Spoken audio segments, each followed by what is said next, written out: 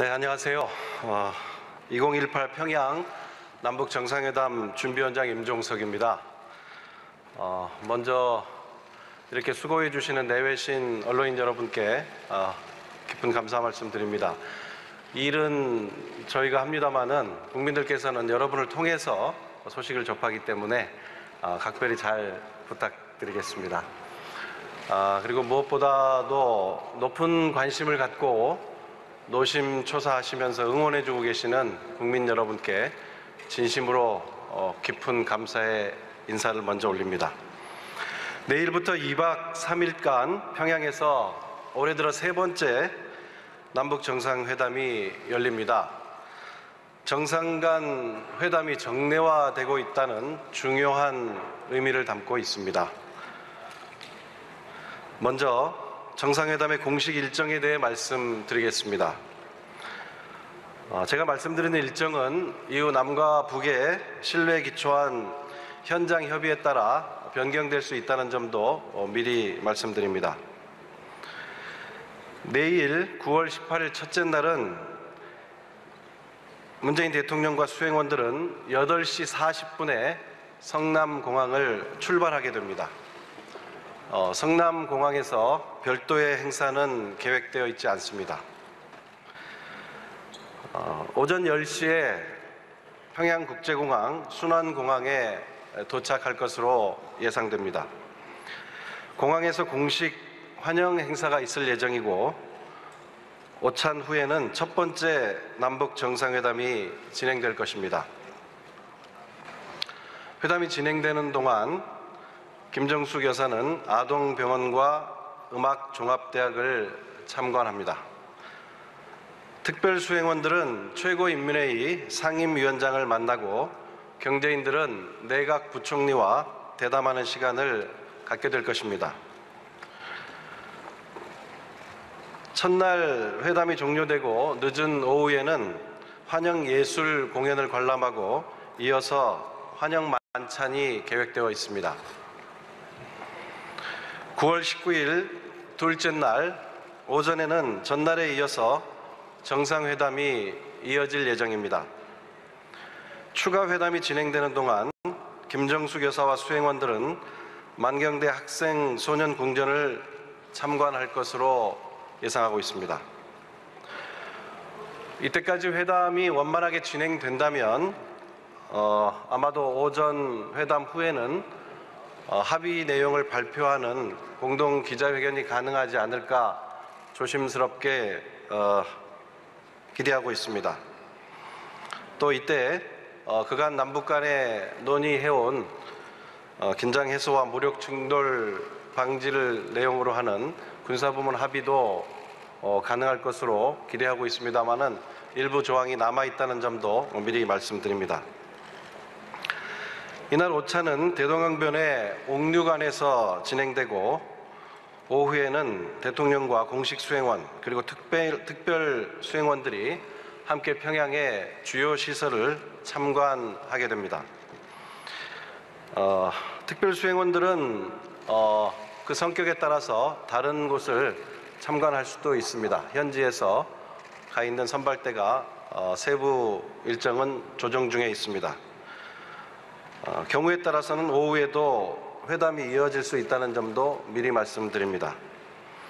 저녁에는 환송 만찬이 계획되어 있습니다.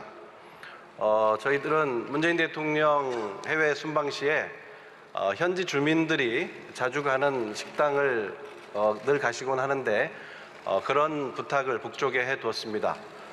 그래서 어떤 식당이 될지는 모르겠습니다만은 평양 시민들이 자주 가는 식당에서 가급적 만찬을 하게 되기를 희망합니다.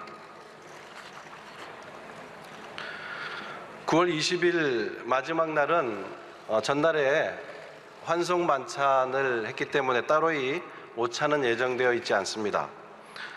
공항에서 환송 행사를 마치고 오전에 서울로 향하게 됩니다. 한 가지 경우에 따라서 이날 양 정상 간 친교 일정이 있을 수도 있습니다. 그렇게 될 경우에는 귀경 일정이 변경될 수 있겠다는 점도 미리 설명드리겠습니다. 이번 정상회담의 일정은 북쪽과 계속 협의가 되고 있기 때문에 변경되는 사항에 대해서는 늘 그때그때 추가로 여러분께 설명드리겠습니다.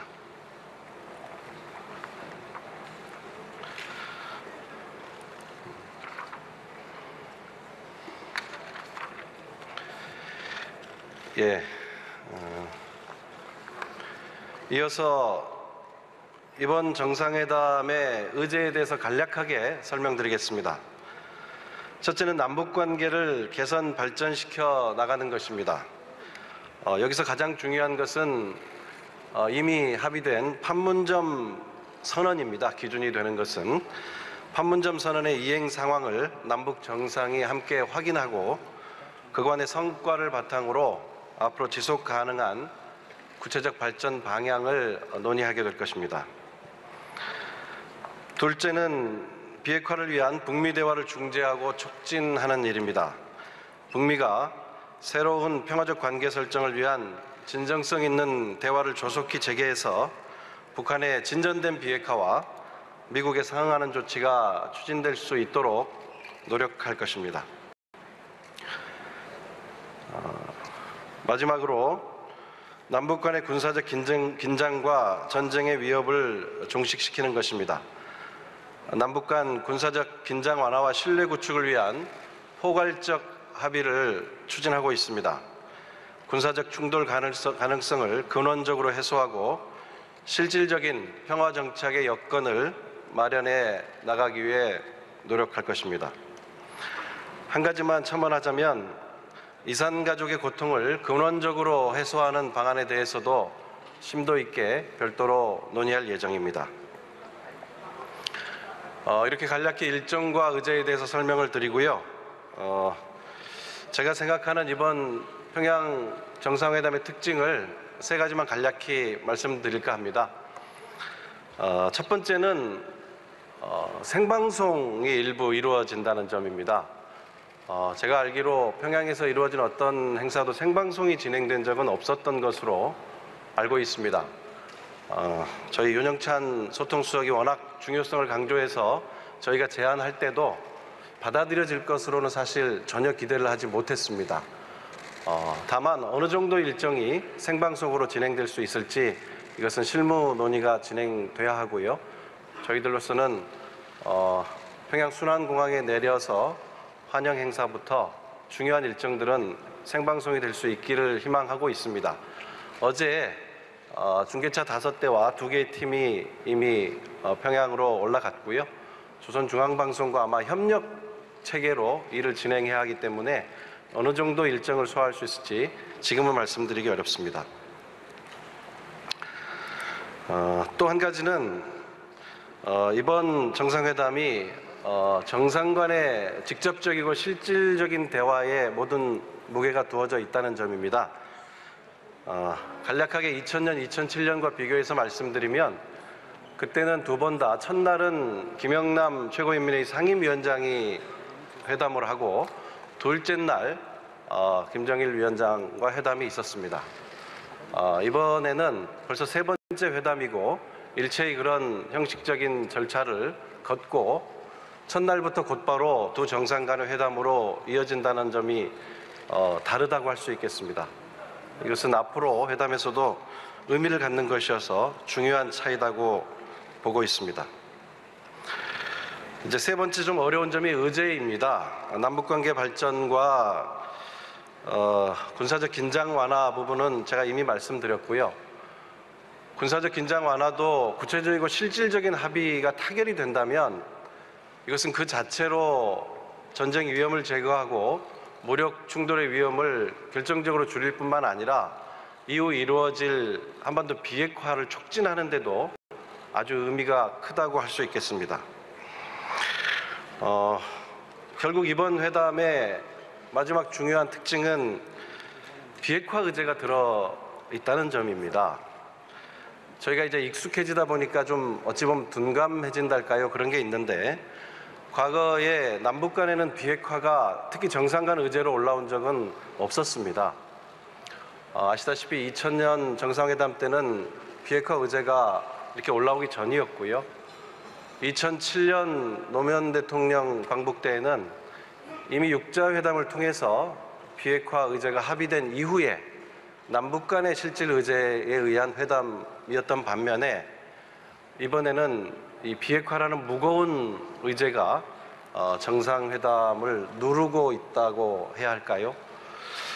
이 대목이 이번 회담이 저희가 매우 조심스럽고 어렵고 또 어떠한 낙관적인 전망도 하기 어려운 점입니다. 사실 얼마 전까지만 해도 이 비핵화 의제는 북미 간의 의제로 다루어지고 저희가 비핵화 문제에 대해서 의제를 꺼내는 데 대해서 북한도 미국도 달가워하지 않는 상황이었습니다.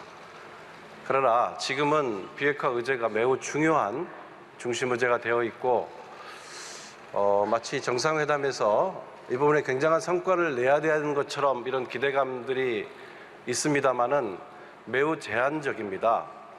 그리고 이 부분은 실무적인 차원에서 사실 논의할 수가 없는 의제고 또 논의를 해도 합의에 이를 수 없는 것이어서 두 정상 간에 얼마나 진솔한 대화가 이루어지나에 따라서 비핵화에 대한 구체적 진전에 대한 어떤 합의가 나올지 또 그러한 내용이 합의문에 담길 수 있을지 아니면 합의문이 아니면 구두 합의가 이루어져서 발표될 수 있을지 이 모든 부분이 저희들로서는 이 블랭크입니다. 그래서 이것은 아까 제가 이번 정상회담이 양 정상 간의 대화에 모든 무게가 두어져 있다고 한 점도 바로 이러한 어려운 점 때문에 말씀을 드렸던 것입니다. 네, 이 정도 설명드리고 혹시 질문 있으시면 몇 가지 받도록 하겠습니다.